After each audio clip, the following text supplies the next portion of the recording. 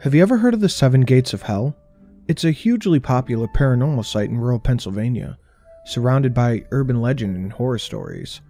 I always took it for granted how popular the site was, growing up only 15 minutes down the road. But apparently it's a nationwide phenomenon that some people travel hundreds of miles to visit. Now, I've never been one to believe in the paranormal, and not just like ghosts and the like. Anything that didn't have concrete evidence that I could see or feel was hard for me. I was just a logically based person. I'm sure you know the type. My friends, however, were all in that phase of young adulthood that involved needing to find proof of some kind of ghost, demon, or otherworld entity. We were all sophomores in high school, and our evenings consisted of all sorts of ghost hunting adventures, such as going out into the woods behind Maddie's house and using a pendulum to try to speak with a spirit, using an Ouija board, and even trying to create a makeshift summoning portal out of kitchen supplies. None of it worked, however.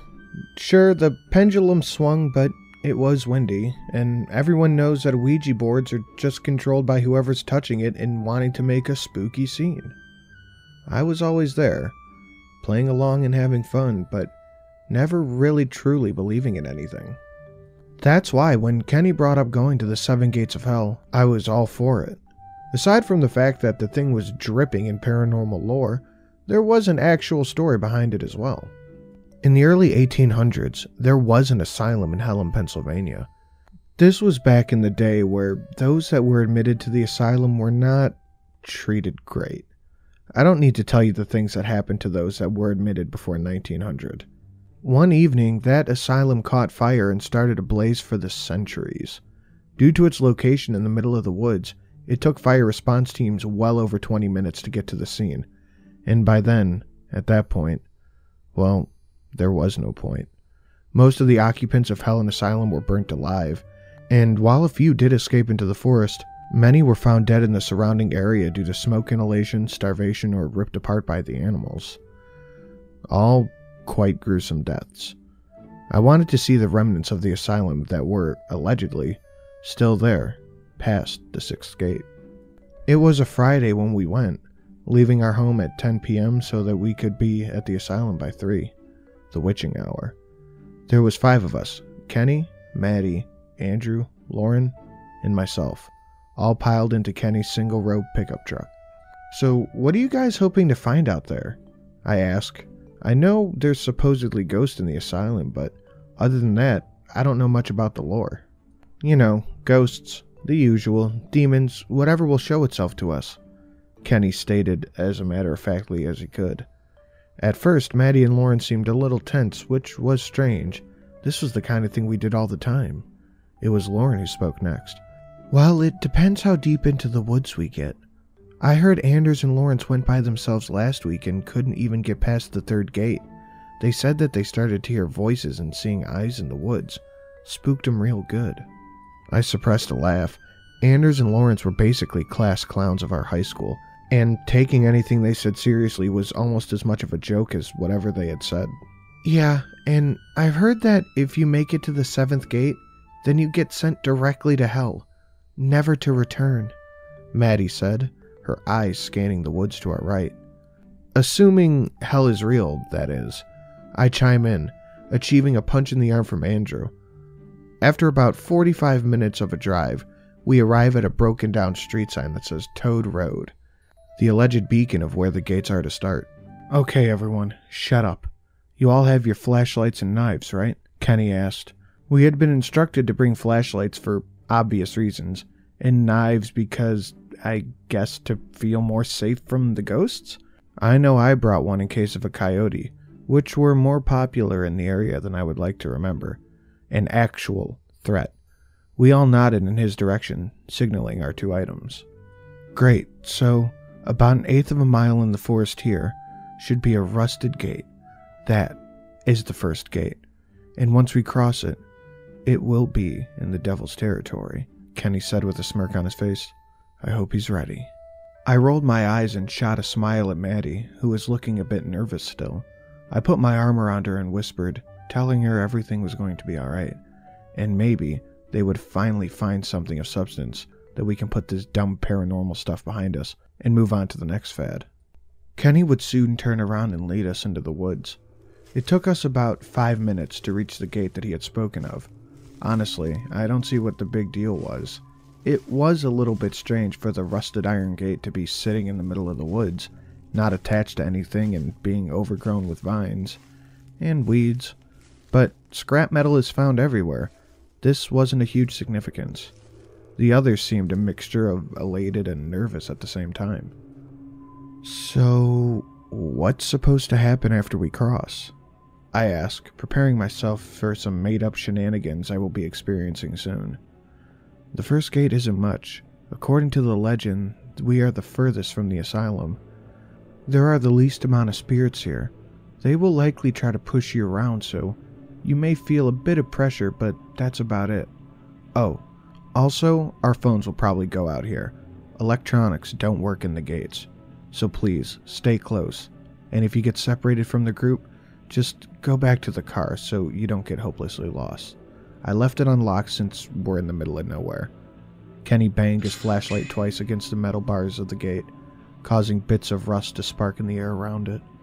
Then, with a theatrical performance, he stepped to the other side of the gate. I was next to follow, and then the rest of the group. And, unsurprisingly, I felt no different. We walked for a few more minutes and I went to check my phone. It had shut off, which was strange since the battery had been at 80% when we left the car. I guess self-service just doesn't work this far out into the country. So, all of our phones are actually off then, yeah? I ask, making sure that I'm not the only one. One by one, they all checked, and one by one, they all agree with me. I'm more concerned about us getting pulled apart from each other than the fact that this might be an actual paranormal interaction.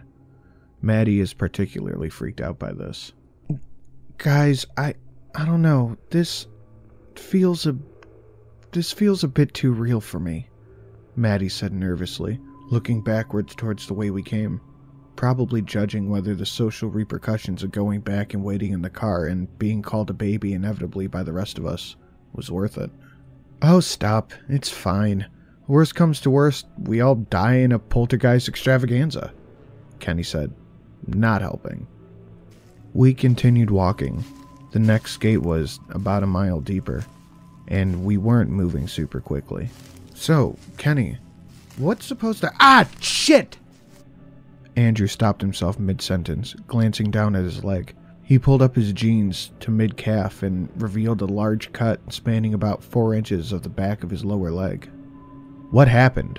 I asked, looking around with the flashlight, attempting to find any thorn or bush or other culprit. I felt a light tapping on my shoulder and turned around to see who it was, only to find there was no one there. Maddie, Lauren, and Kenny were all standing next to Andrew, and I was alone where I stood. Okay, that's weird, I'll admit. I don't know. I was just walking and it hurt. Then this, Andrew said, motioning towards his leg. I mean, it's not that bad, just unexpected is all. Let's keep going. We made it to the next gate just a few minutes later, only Maddie complaining of feeling like she was getting shoved to the side. She compared it to when you're walking with someone next to you who's leaning in on you. She was scared though, and placebo is a strong thing, especially in the paranormal. So I chose to ignore that. Alright, gate 2 is right here. On the other side of this gate, according to the legend, you'll start to feel as if you're being followed. The pushing continues, only stronger. Oh, and there is a cult that guards the third gate at the end, so watch out for them. Kenny, who apparently had not been feeling the presence during the first gate, and was obviously feeling a little more lighthearted than the rest of the group, pressed on without question. It was about halfway through the second gate when we encountered our first problem. Maddie's flashlight died. She swore up and down that she had fresh batteries in it, but nonetheless, we were short one.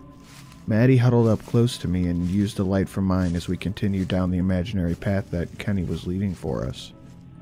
About a quarter of a mile past the second gate, we heard a scream. I stopped and looked around and saw Lauren on the ground.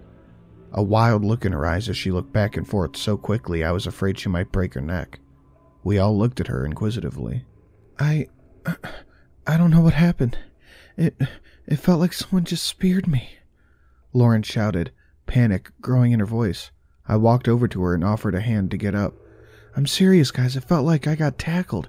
I just didn't dive onto the ground and scream for no reason. Lauren shook off my hand and pushed herself up, rejoining us, shock in her face, and Andrew's. Kenny clearly didn't believe her, and Maddie looked like she was on the verge of tears. As we walked, I got the increasing sensation that I was being stalked.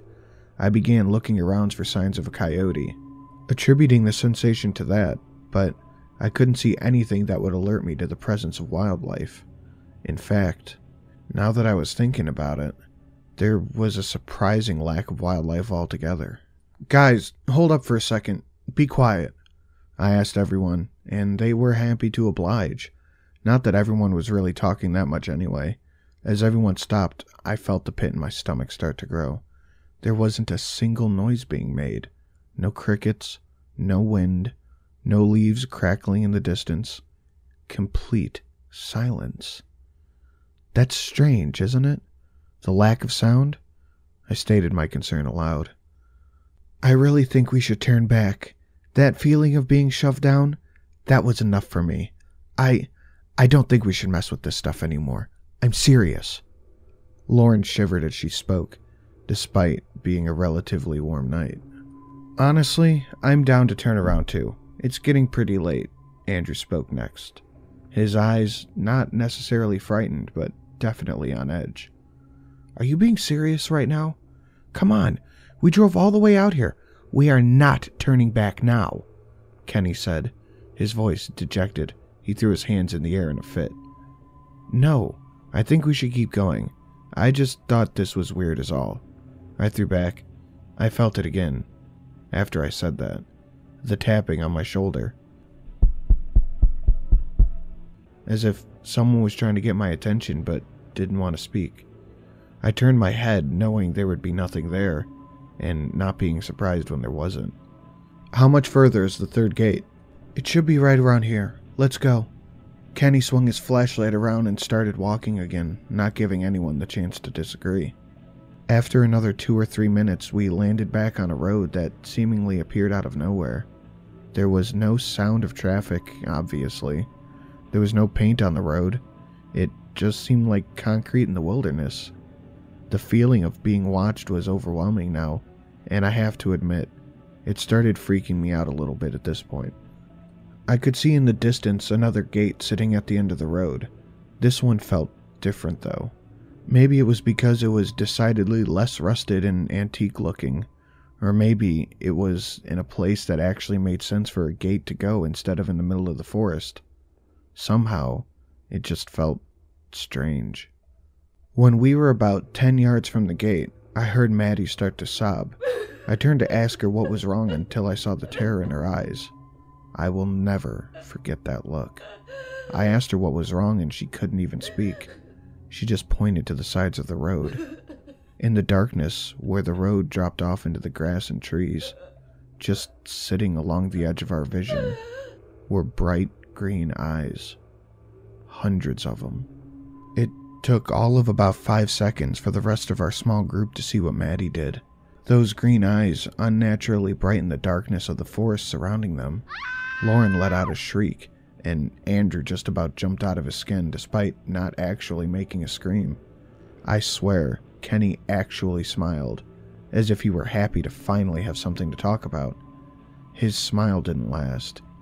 I know he wants to see something metaphysical, more than any of the rest of us, but for him, this felt like more than what he bargained for. One by one, what felt like thousands of men stepped out from the shrubbery on either side of the road, each one of them holding some sort of weapon. My heart dropped. Maddie is clinging on to me, her face shoved into my chest, sobbing. Andrew looked distant, like his brain won't allow him to process the situation. Lauren was also crying silent tears.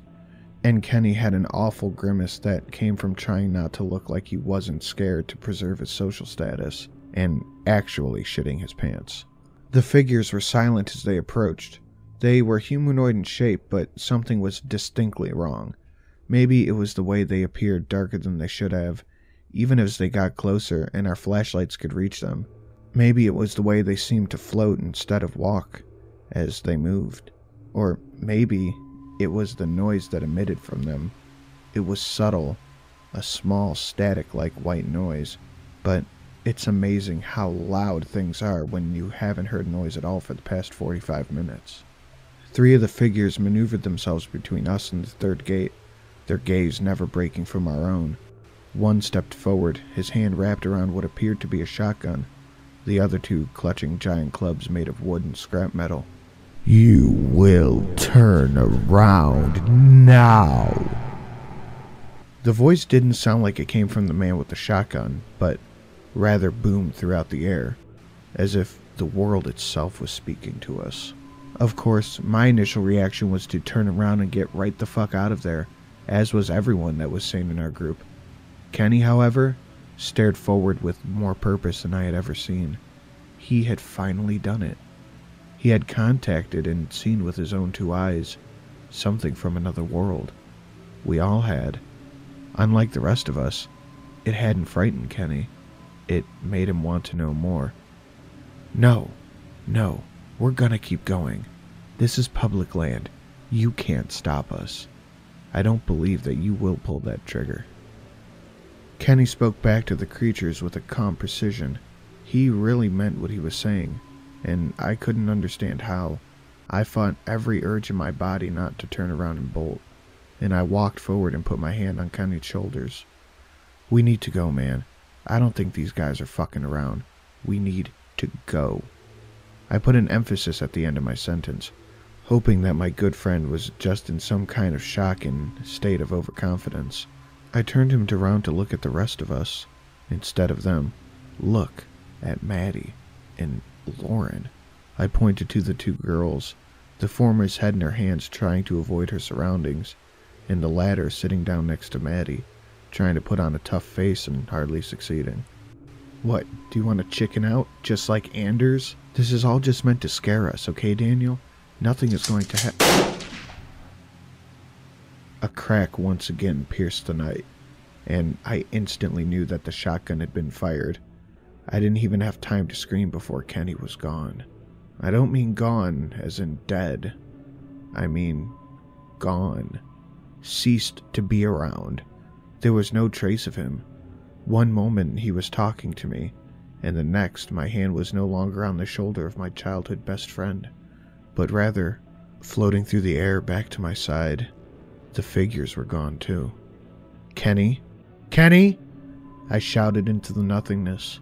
The sound was gone again, along with the creatures, so my voice felt like it would travel miles, but nothing came back. I turned back to see everyone else, and they looked just as petrified as I was. "Where is he, Daniel? He was just right there. You had your damn hand on his shoulder, Daniel. Where is he?" Andrew was in front of me now, jabbing his finger into my chest as if, somehow, I was the one that caused this. I don't... I started. "That is bullshit!" Andrew shoved me hard enough that I stumbled backwards and almost fell over. "People just don't disappear." His rage quickly dissipated into worry as he walked over to where Kenny was just a few moments before, and dropped to his knees. We have to leave here now. Tell the police what happened. I don't know. We can't just abandon him out here, Andrew. We have to keep going." This was Lauren that spoke this. The steely look on her face was much different than the one she was wearing only a minute ago. She was right, and if we had left, Kenny might as well be dead.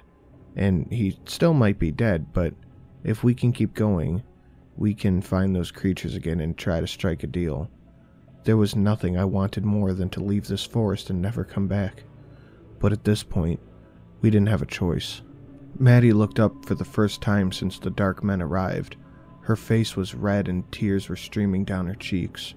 When she spoke, her voice cracked and she sniffed, trying to stop her nose from running to no avail. I want to. I just want to go home. She was defeated, and I didn't blame her. However, unless she wanted to walk all the way back through the woods alone, she was going to have to get through it. Kenny needed us. I'm sorry, Maddie. I know you're scared. We all are, but we have to do this right now. We have to. We have to. I repeated it twice, once for Maddie and once for myself. She looked back at me like a little kid being told that she was going to be spanked, but she nodded her head and let out another burst of tears before eventually standing on her own. Without giving myself any time to think about it, I walked up to the third gate and put my hand on it, and walked around to the other side. The others followed me, even if hesitantly. The road that we were walking on disappeared directly onto the other side of the third gate. Strangely enough, so we were walking back through the wooded terrain, and keeping eyes out to whatever may lurk in the trees. I had taken the point in Kenny's absence, Maddie constantly staying by my side, followed by Andrew and Lauren. We walked in a tight square forward. It was odd, but for some reason I knew just where I had to go. It was as if I was being led by a force that was unseen and unfelt.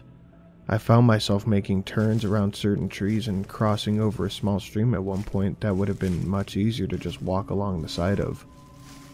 The tapping that I had been feeling on my shoulder previously was also getting stronger and hard to ignore. It was persistent now, and the taps were becoming harder and more painful. I could tell that the others were feeling something similar, even though nothing was being said between them.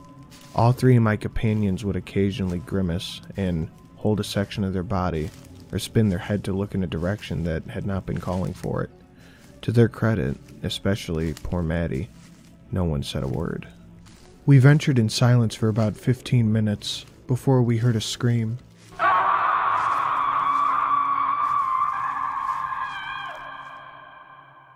It was off in the distance, maybe 50 yards away I would guess, but the lack of other sound, it was really hard to tell.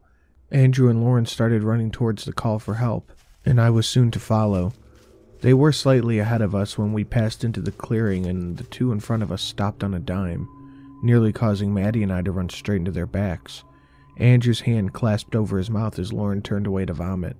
I looked past them and saw my own mother being stabbed repeatedly by what I could only describe as this monster.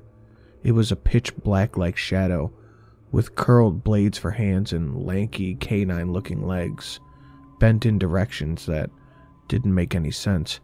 "Mom!" I screamed, mine almost as blood-curdling as hers. I rushed towards it and tried to tackle the creature attacking my mother, but right as I was about to lay into it, it disappeared right in front of my eyes. I turned to find my mother, but she had been replaced by the face of another, an old man, with blood running down his lips, looking at me with a devilish smile. He licked his lips and stared at me, and then vanished himself. It took me a minute before I could move again. I had no idea what was real, or what was a hallucination. It couldn't be, because clearly everyone else saw the same thing that I did. I had no answers, nor any semblance of a clue of what events that had happened in front of me. I fought back the urge to scream and vomit and went back to our group.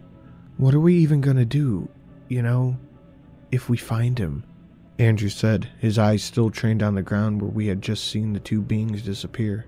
"We're gonna fucking kill whoever took him." Lauren spoke up. Everything about her turned to ice.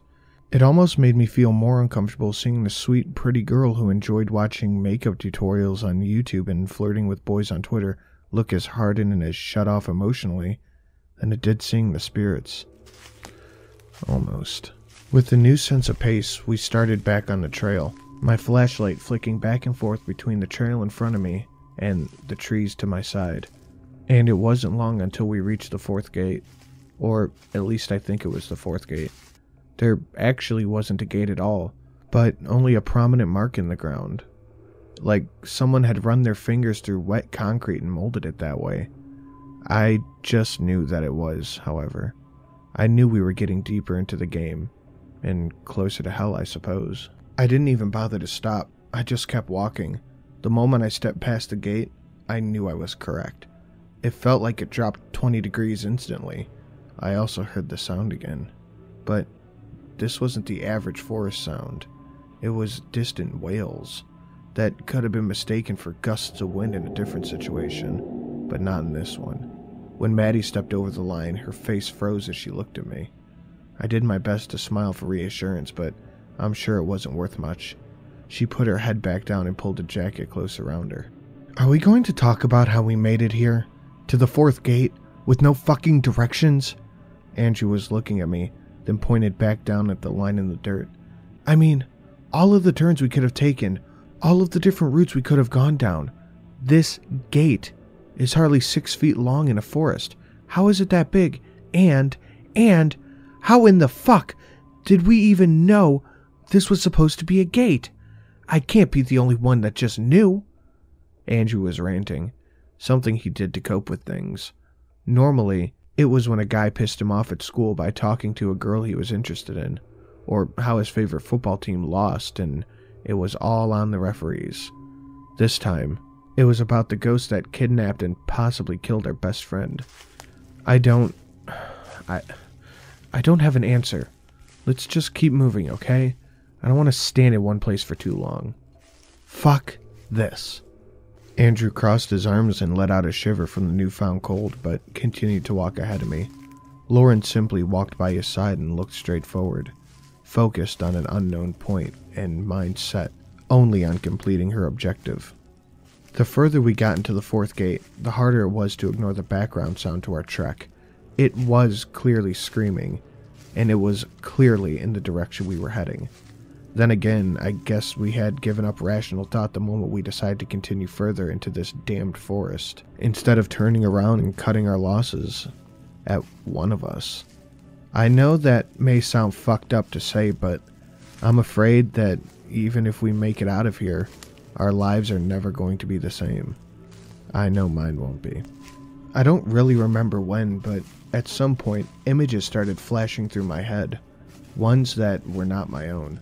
I saw ash and monsters, endless miles of snow, spiders by the millions crawling along the ground. They were terrifying and would flash in front of my conscience every couple of minutes, but just for a moment. It was distracting. I wanted them to stop, but after a while, started crying every time I knew I was due for another. As we got deeper, the visions grew longer. Eventually, it became all I could do to focus on walking straight. My gut instinct was telling me to sit down and close my eyes to try to make it stop. I knew that wouldn't help, but I had the strongest urge to do it anyway. I persisted. I kept moving.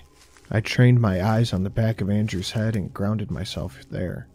It was in the middle of one of these visions, one where I was flying but my wings are on fire, and I knew that I would soon fall to my death, that I heard Maddie scream again. I snapped back to reality and looked to my right, where she had been standing all evening. She was gone, but not in the way Kenny had been gone. This time, there was a trail of blood. I don't think that makes it any better. Please help me. I followed the voice up to her tree and saw Maddie pinned to the trunk, a thick branch penetrating her stomach. I crossed the distance between us in moments and looked up. She was out of my reach and her eyes were closing quickly. Maddie, please stay with us. We can help you. I yelled up to her, desperately racking my brain for a solution. I whipped around to find Lauren climbing a dagwood tree next to the one Maddie was impaled on. Andrew and I looked on helplessly. Maddie, I got you, okay? I got you, Maddie. Lauren's voice was reassuring as she worked her way a good 15 feet off the ground to a crossing point between the two trees. I had forgotten how much of a climber Lauren had been in elementary school. It felt like ages ago, but it sure as hell was useful now. Lauren reached over and made the jump. Maddie followed her lazily, a drunken haze settling over her whole body. Lauren began to slowly climb down to the level our friend was at, and she cradled her head. Then she looked back down at us and shook her head. There was nothing we could do. You have to try, Lauren. Please get her down. I begged. I couldn't handle another loss. Lauren grimaced and did the only thing she could possibly do to save her. She broke the branch off as close to Maddie's body as she could and pulled her off. I'm not sure, actually. If she managed to pull her all the way off the tree branch, it wasn't long after Lauren touched her.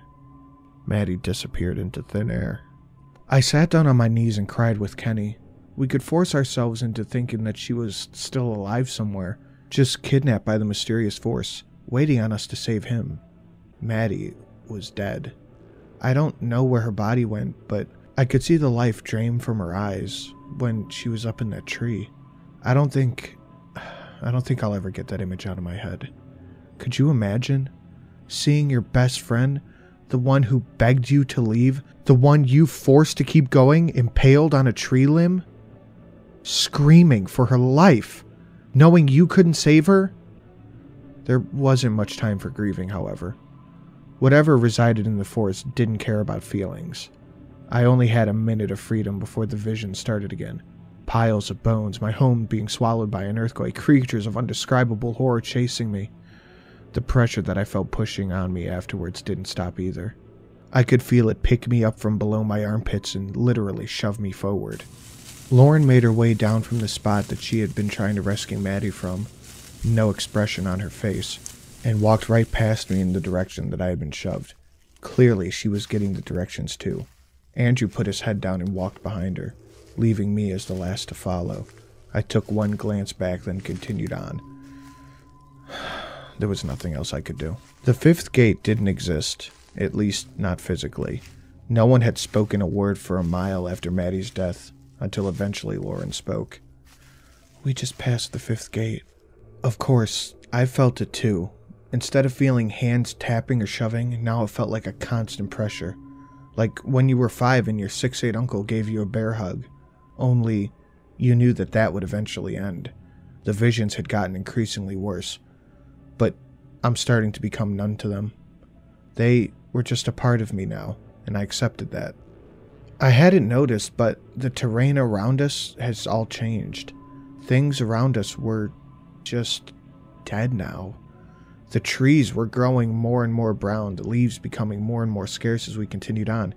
Plants blooming with flowers were replaced with thickets of thorn bushes. Animal carcasses littered the distance. It seemed unlikely that we were still part of this earth anymore. The more I thought about it, something like this would have gathered attention of the local government in an attempt to stop what was ever causing the death. As far as I could remember, when we were looking at Google Maps, there was no such lifeless area on the map. It wasn't long until we saw the eyes again. It felt less eerie this time around, but more sinister, as if the surrounding forest wasn't enough. As soon as I saw the bright green glow of the eyes around us, I felt death in this place. It weighed on me like 1,000 pounds. I glanced at my friends. Andrew's head was darting back and forth in all directions, while Lauren kept her focus straight ahead, ignoring her surroundings completely, as she had been for what seemed like years. You have one last chance. The same voice from the third gate boomed through the air like a tornado. None of us listened.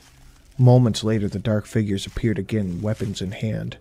They were more grisly this time, however, no longer shrouded by dark capes, but rather flaunting their unnatural bodies to us. Their limbs were too long and bodies too thick, and worst of all, their skin was pulled so taut against their bones it looked like a demon summoned from a sacrificial ritual. I guess, in a way, they were. They only had appeared a moment before they rushed at us. Unlike the previous encounter, where they stood still and simply waited, this time they came at us from all sides, sprinting. I immediately sprung forward on my own, Lauren and Andrew doing the same. "We need to find a way through!" I shouted, even though I was only a foot or two behind. White noise emitting from the creatures was deafening. "Split. That. Can't reach. All."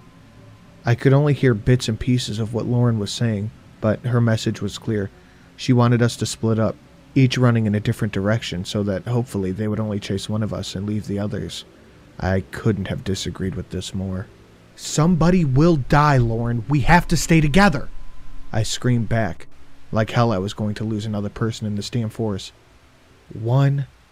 Us. All. That's all I could overhear. She thought it was going to be either one of us or all of us. She was probably right, but that didn't make it okay. I ran as hard as I could behind her. The creatures were closing in. I managed to sneak up by one of the oncoming demons in front of us as he swung his club by me, dodging to the left. It wasn't going to last, though. I was running out of steam and fast. That, along with the fact that I had no idea how long we were going to have to outrun these things for, or even if we could, made me want to give up.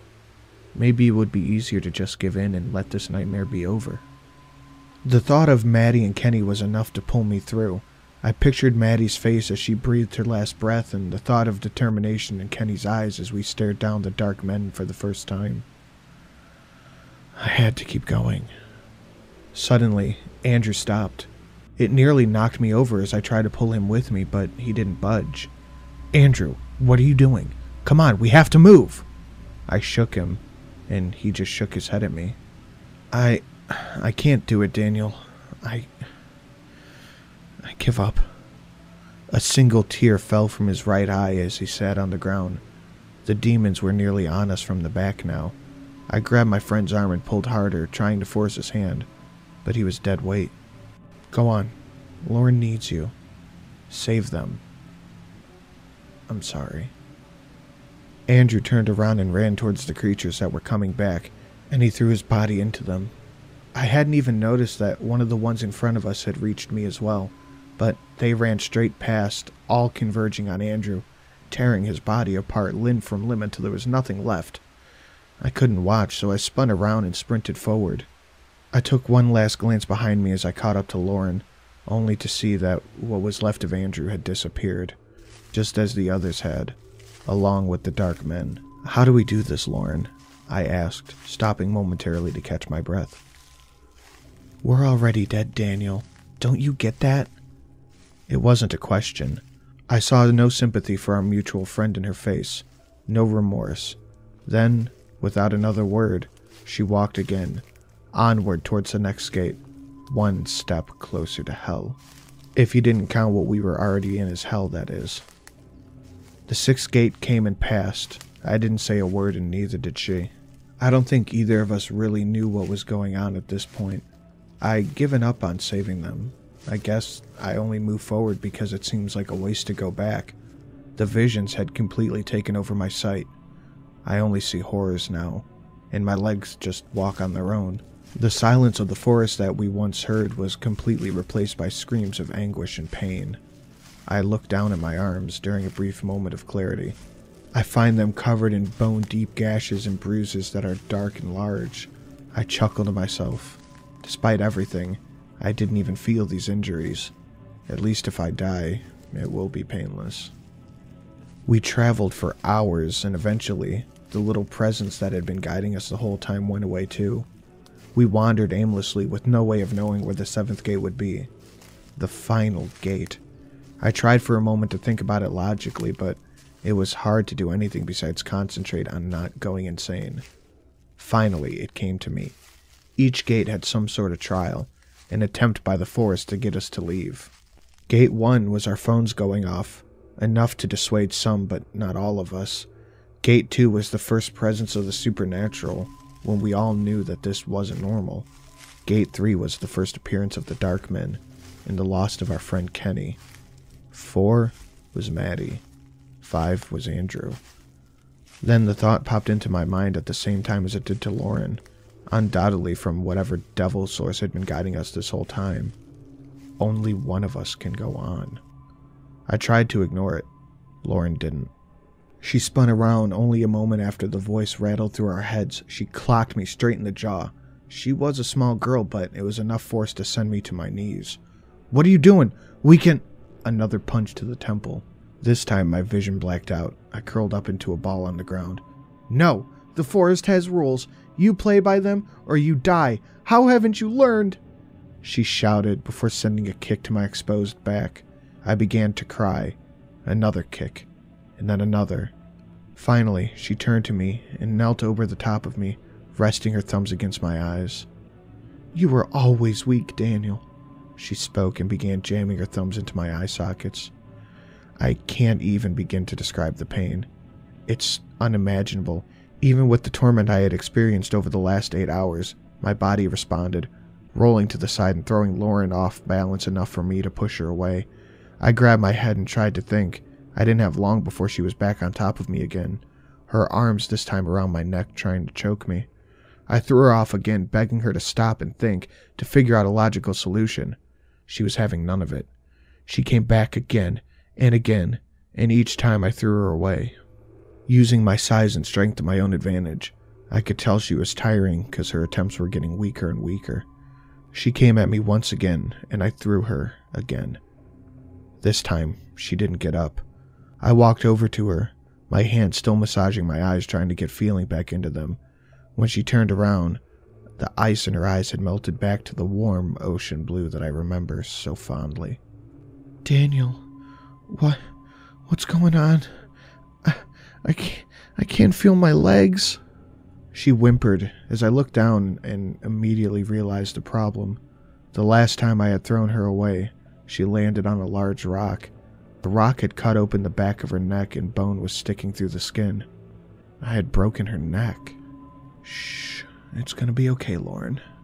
I'm right here. We're gonna make it. I tried to soothe her, but the fear in her eyes broke my heart. I knew it was all a lie. I cradled her in my arms and did the best to keep her company. After a minute, she was gone, disappeared, just like the others. Suddenly, I was alone. When I looked back up, the seventh gate was directly in front of me. A grand sight. It reminded me of Wayne Manor in the Batman comics, Victorian in style, elegant and flawless. Behind it was the fabled asylum. It didn't appear to have any fire damage, as was suggested, but looked rather pristine, like it had been built yesterday. Initially, I questioned it, but it was fleeting. I just knew I had to get there. As I walked up to it, the gate opened in front of me. I stepped through, and the sudden noise, voices, pressures, and everything else was gone. I felt normal, like I was just walking through the forest again. All my cuts and bruises were healed, and my mind was on its own. I walked to the front door of the asylum and rested my hand upon the handle. With a deep breath, I swung it open. Standing in front of me were Kenny, Maddie, Lauren, and Andrew. I wanted to be relieved, but the sight of them made it hard. All four were battered, bloody, and crying. I tried to run to them, but an invisible force held me back, kept me from entering the asylum that held them captive. One of the dark men came out of the shadows of the room to the right and slashed right through Kenny. He let out a guttural scream followed by a cry for help. I pounded on the invisible wall and screamed, but they couldn't hear me. Save them all, or save yourself. The familiar boom of the dark men echoed through the air, and I spun around to see the creature directly behind me, hot breath scorching my face. For once, the presence seemed no longer menacing, but inquisitive. I tried to hit it, but my hand went right through it. I shouted at the creature. "What do you mean?" Save them all, or save yourself. It just repeated itself, its bright green eyes staring into my soul. I guess I should be thankful. I had given up any hope of saving my friends, and now I had the opportunity to. I wish I could come back with them, but the dark men made it clear that that isn't a possibility. They just let me write a note. I know you won't remember this, but I hope you can take me seriously when I say, don't attempt the 7 gates of hell. It isn't worth it. Signed, Daniel Huntington.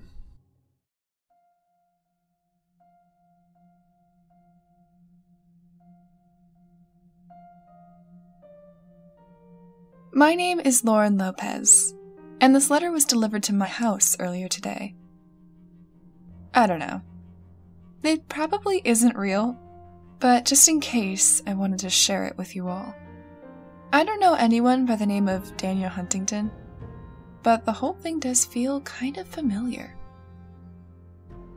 I have a feeling it's one of Kenny's tricks, to try to get us to do something he doesn't think we will all want to do. If that was his plan, though, it worked. I had never heard of the 7 gates of hell, but the 4 of us are going tonight.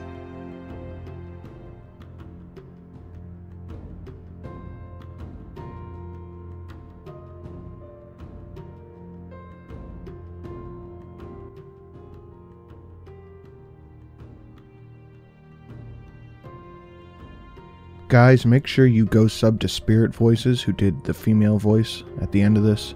She is just amazing and criminally undersubbed. I'll link her YouTube and Twitter down in the description. Go follow her and give her a subscribe. I hope you enjoyed this one. This is just a fantastic story by BPWrites. I'm gonna link the CreepyPasta and the Reddit in the description. Go give me a follow on Twitter at RealCreepson and go show the author some love. Thank you guys so much.